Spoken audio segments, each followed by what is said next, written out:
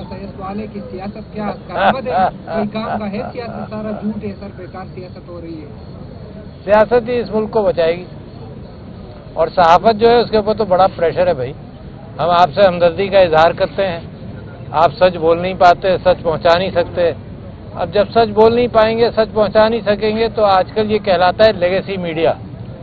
दुनिया के अंदर टेलीविजन और प्रिंट प्रेस कमज़ोर होता जा रहा है कि दुनिया के जो हुक्मरान हैं और जो डिक्टेटर हैं वो सही बात आगे आने नहीं देते। सोशल मीडिया के ज़रिए बात पहुंच रही है, सोशल मीडिया के ज़रिए नहीं पहुंच रही तो सीना बसीना पहुंच रही है। फरवरी 8 बहुत बड़ी मिसाल है कि सारा मीडियम, सारी जुडिशरी बल्ले का निशान ले लिया और ये सब समझकर बैठ गए कि लोगों तक बात नहीं पहुंचेगी। ये पाकिस्तान की आवाम है जिस पर मैं निसार हूं कि जिसने उसके बावजूद, सारा मीडिया बंद था, उसके बावजूद उन्होंने पहचाना कि क्या बात करनी है और सिंबल्स को, जो भी सिंबल्स दिए गए थे सब पर वोट देकर इस बात को ख़त्म कर दिया कि पाकिस्तान का इमरान खान के अलावा कोई और नुमाइंदा है। तो सहाफ़त के ऊपर जो प्रेशर है उससे मैं वाकिफ़ हूँ। हम पहले से बहुत ज़्यादा प्रेशर है, सारी हुकूमतों में प्रेशर रहा मगर उससे कहीं ज़्यादा प्रेशर है वो सहाफ़ी और वो मुबस्सरीन, जिनको हम लिफाफा मुबस्सरीन भी कहते हैं, वो हकीकत अवाम तक नहीं पहुँचा रहे। मगर अवाम, इंसाफ अल्लाह ताला ने दिलों में डाला हुआ है। अवाम उस झूठ का, जो फेक न्यूज़ का प्रोपेगेंडा इस वक्त हुकूमत की तरफ से है, अवाम उस फेक न्यूज़ को पहचानते हैं। तो जो गलत फहमी में रहता है कि उसका पॉइंट ऑफ व्यू झूठ पर मबनी कि हमने इस्लामाबाद में गोली भी नहीं चलाई, कई रोज तो ये अलापते रहे ना, ये राग अलाप रहे थे हैं कि गोली भी नहीं चलाई। सारे इस्लामाबाद में गोलियां सुनी है। फिर उन्होंने कहा जी कुछ लोग शहीद ही नहीं हुए। मैं कल एक सदर अली शहीद हुआ, उसके पास गया, उसकी फैमिली ने जिस अंदाज से रुदात सुनाई आपकी आंखों में आंसू आ जाए, पता चल जाए आपको सच क्या है कि जी उसको शहीद किया, स्नाइपर ने शहीद किया, ऊपर से यहाँ से गोली निकली, माथे पे लगी। पोस्टमार्टम किया, फिर उसकी लाश रिलीज नहीं कर रहे थे, ये दिखवा रहे थे कि कहो कि ये एक्सीडेंट में मरा। शर्म आनी चाहिए मुझे इस हुकूमत पर कि ऐसी बात करे यार। ये जिसको कत्ल किया, जिसको शहीद किया, उसकी फैमिली पर प्रेशर डाल रहे हैं। उसकी फैमिली पर प्रेशर डाला कि लिख कर दो, उसने लिख कर नहीं दिया तो उन्होंने कहा अच्छा मैयत ले जाओ। मैयत ले गए, पोस्टमार्टम की रिपोर्ट नहीं दी, लिहाजा कोई शहीद ही नहीं हुआ।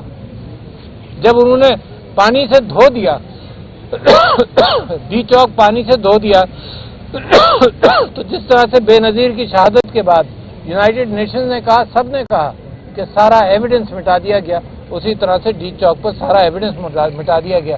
ये जनाब इनकी गाड़ियों पर फायरिंग होती रही, इनको मारने की कोशिश की जाती रही। तो खैर बड़ी लंबी कहानी है, आप सवाल पूछ लें, वरना मेरे पास तो दुख दर्द बड़ा लंबा है। सदर साहब ये बताएं कि जो मुज़ाकिरात हो रहे हैं, जो कमेटी हुकूमत की जानिब से बनी है, अपोजिशन की जानिब से, इससे कोई अच्छाई की उम्मीद है? जी ये तो वही बताएंगे ना।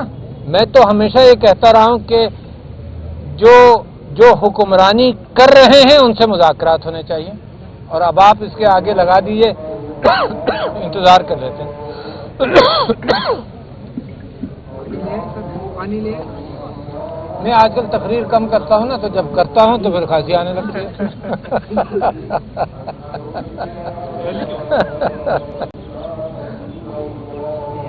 ब्रिलियंट बॉय, इन्होंने मास्टर्स किया केमिस्ट्री में और पीएचडी कर रहे हैं जर्नलिज्म में।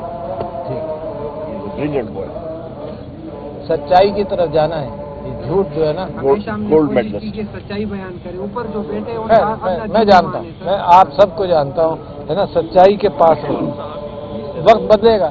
सच्चाई सच्चाई यही है कि जब पीछे की हुकूमत थी तो उस तरह भी एक अच्छा बिल्कुल सही। मैं अब ये जो हुकूमत है यहाँ भी सच्चाई नहीं मीडिया में आप हुकूमत ने मैं बड़ी अच्छी मिसाल दूँ आपको, रिकॉर्ड जो करेगा कर लेगा। नहीं वो बड़ी अच्छी मिसाल दूँ कि बच्चों की शादी करते जाते हैं ना, है तो 8-10 रिश्ते बेटी के आ जाए हैं, तो आप हर एक से पूछेंगे तुमने कभी झूठ तो नहीं बोला जिंदगी में, तो सब झूठे निकलेंगे, है ना। मगर आप उसको रिश्ता देंगे जो कम झूठा होगा, ठीक है ना। तो लिहाजा जहाँ जुल्म कम हुआ हो उसको जुल्म कम वाला दौर कहेंगे, और जहाँ जुल्म ज्यादा हुआ हो उसको जुल्म ज्यादा वाला दौर कहेंगे। सब बराबर नहीं है, सारे कत्ल बराबर नहीं है। कत्ल तो اس نے حضرت آدم کی اولاد میں حابیل اور قابیل میں ہو گیا یار. جی سر. جی سر جناب کیا بات ہے کی بات ہاں کہ مذاکرات کمیٹیاں بنی ہیں مذاکرات سے اچھی. جی میں آپ سے عرض کر رہا تھا کہ مذاکرات اس کے درمیان ہوتے ہیں جو پاورز ہیں. پاور عمران خان ہے, 90% عوام کی پاور عمران خان ہے, اور جو حکومت کے اندر جو سمجھتے ہیں کہ جن کے پاس فیصلہ کرنے کی گنجائش ہے ان کے ساتھ مذاکرات ہونے چاہیے. تو میں امید کرتا ہوں کہ مذاکرات مثبت نکلیں. جو فیصلہ کرنے والے ہیں وہ فیصلہ کریں تو ہی مذاکرات ہوں گے نا. ٹیبل پر بات تو لاؤ. یہ وہ پی ٹی آئی ہے, یہ وہ عمران خان ہے, یہ جو عمر ایوب ہے, یہ وہ لوگ ہیں جنہوں نے لوگوں نے کہا ہم نہیں کرتے مذاکرات کیونکہ میرے گھر پر قبضہ ہے, میرا گھر ٹوٹ رہا ہے, تو میں تو پھر بھی مذاکرات کرنے کے لیے تیار ہوں. میرا انا کا مسئلہ نہیں ہے, یہ عارف علوی کا گھر نہیں ہے جو اپنی انا کا مسئلہ بنا لے کہ جی وہ مذاکرات کرنے کے لیے کہہ رہے ہیں اور تم نے کئی مرتبہ تم کہہ چکے ہو, انہوں نے انکار کیا. کرتے رہے انکار, میرا گھر ہے, مذاکرات میرا حق ہے. میرے گھر پر واپس جمہور کی قیادت آنی چاہیے. تو مذاکرات میں آئی وش دیم ویل. مذاکرات ہونے چاہیے. جن باتوں پر ہونے چاہیے وہ یہ ہے کہ جی کہ عمران خان کی رہائی کی بات ہو. میرا تو خیال یہ ہے کہ یہ بھی نہیں کہ ہاؤس اریسٹ وغیرہ, عمران خان کو رہا کرو, کوئی مقدمہ اس کے اوپر نہیں ہے. جو ہمارے اکابرین گرفتار ہیں ان کو رہا کرو, مینڈیٹ ریٹرن کرو. الیکشنز اگر عمران خان صاحب کہتے ہیں کہ الیکشنز دوبارہ ہوں گے تو الیکشنز کی تاریخ دو, منصفانہ الیکشنز کی بات کرو, الیکٹرانک ووٹنگ مشین کے ذریعے کام کرو, کیونکہ اب کسی پر بھروسہ نہیں ہے. تو لہذا مذاکرات میں کامیابی کی امید ہے اگر نیک نیتی کے ساتھ لوگ بیٹھیں گے. ہماری نیک نیتی, ہمارا عمر ایوب ان مذاکراتی ٹیم کا ممبر ہے اور I think he knows how to handle that. Sir آپ کہہ رہے ہیں کہ دوبارہ الیکشن ہو, مطلب آپ کو فارم 47 اور فارم 45 کے جو موقع پہ اس سے جو ہے پیچھے ہٹ رہے ہیں؟ بالکل نہیں ہٹ رہا. عمران خان صاحب نے یہ بھی موقع دیا ہے کہ بھائی ٹیبل پر تو چیزیں تو لاؤ. فارم پہ انہوں نے حشر جو ووٹروں کا کیا ہے وہ ڈبل سٹیمپنگ کی ہے, نیچے سے اوپر سے تھیلا سیل ہے, نیچے سے کھول کر گڑبڑ کر دیا. تو یہ جھوٹی حکومت ہے یار, فارم 47 والی جھوٹ پر قائم ہے. اور یہ بھی پوچھ لیجئے کہ میں یہاں آیا کیوں ہوں, آپ کی مہمانداری. آپ کس سلسلے میں آئے ہیں؟ آپ سندھ اور پنجاب کو کراس کر کے جب سر پشاور آئے ہیں تو کیا وہاں پہ دیکھیے اچھا, میں تو اس لیے بھی آیا ہوں کہ میں یہ گناہگار آدمی عبد القادر جیلانی صاحب کے متعلق, جو بڑے پیر تھے, صوفی تھے, ان کے متعلق یہ مشہور تھا کہ وہ ایک ہی موقع پر 50 جگہوں پر ہوتے تھے. تو میں اور یہ ہم گناہگار بھی کچھ صوفی بن گئے کہ ایک ہی موقع پر ہم 10 جگہ برآمد ہوئے, اس سے بھی زیادہ برآمد ہوئے. تو جو مقدمے بنے, جب میں تھا بھی نہیں اس جگہ پر, کراچی میں تھا, مقدمے کے اندر یہ کہانی ہے کہ جی میں موجود تھا, تو اس کے لیے بیل کرانے آیا ہوں. اور یہ حکومت کا وقت ضائع ہو رہا ہے. حکومت اربہ روپے, خربوں روپے کا نقصان پاکستان کو ہوا ہے رجیم چینج کے بعد. تو میں تو ان لوگوں نے تو مارے کھائی ہیں اس بیچارے کے, یہاں پر ٹیئر گیس شل لگائے, کمر پہ اس کو سوٹیاں پڑی ہیں. تو میں تو یہ تو سب لوگ میرے لیے ہیروز ہیں, میں تو اتنی مار بھی نہیں کھائی ابھی تک. سر موٹر سائیکل چوری یا 14 فارمیٹ کے مقدمہ تو درج نہیں ہے نا آپ کے اوپر؟ نہیں, ہو جائے گا نا. میں 2014 کا میرے اوپر ATC میں مقدمہ چلتا رہا, ابھی تک چل رہا ہے کہ میں نے بندوقیں سپلائی کی. پولیس والوں کی گواہی ہے کہ میں نے بندوقیں سپلائی کی. تو میں اس کورٹ میں صدر ہوتے ہوئے ATC کورٹ میں, ارجمن صاحب کی کورٹ میں گیا اور میں نے کہا جی میں اس کے اندر ایمنیٹی بھی نہیں, اپنی امیونٹی بھی نہیں کلیم کر رہا, صدر ہوں, فیصلہ کر لیں. انہوں نے فیصلہ کر دیا, پھر حکومت نے میرے ہوتے ہوئے اپیل کر دی, تو وہاں بھی میں کرمنل ہوں, ایلیج کرمنل. یہ بتائیے آپ کے قانون اس کا باقاعدہ طور پر کورٹ میں ٹرائل کے بعد اس کے وہ سنائی گئی ہے سزائیں, تو اس سے پہلے PTI کے بانی کے بیانات بھی ملٹری کورٹ کے حوالے سے آئے تھے جو کہ تائید میں تھے. فرحان سعید کا بیان بھی آج کل سوشل میڈیا پر وائرل ہے. PTI کا بیان تھا اس وقت کہ ملٹری کورٹ میں سویلین کو سزائیں ہونی چاہیے. تو کیا آپ کے پچھلے جو آپ کے بیانات ہیں اس میں کوئی افسوس ہے؟ نہیں جی یار, جو ملٹری کورٹس میں سزائیں ہونی چاہیے تھی دہشت گردوں کی ہونی چاہیے تھیں. یہ سارے سیاستدان کب سے دہشت گرد بن گئے یار؟ سارا وقت دہشت گرد, ہمارے خلاف ایکشن چل رہا ہے, آپ سب لوگ جمائیں اور دہشت گرد آزاد ہیں. یہ کیا بات ہوئی یار؟ ہر کام دہشت گردی. یہ جی تم نے یہ کیوں کیا, تم دہشت گرد ہو.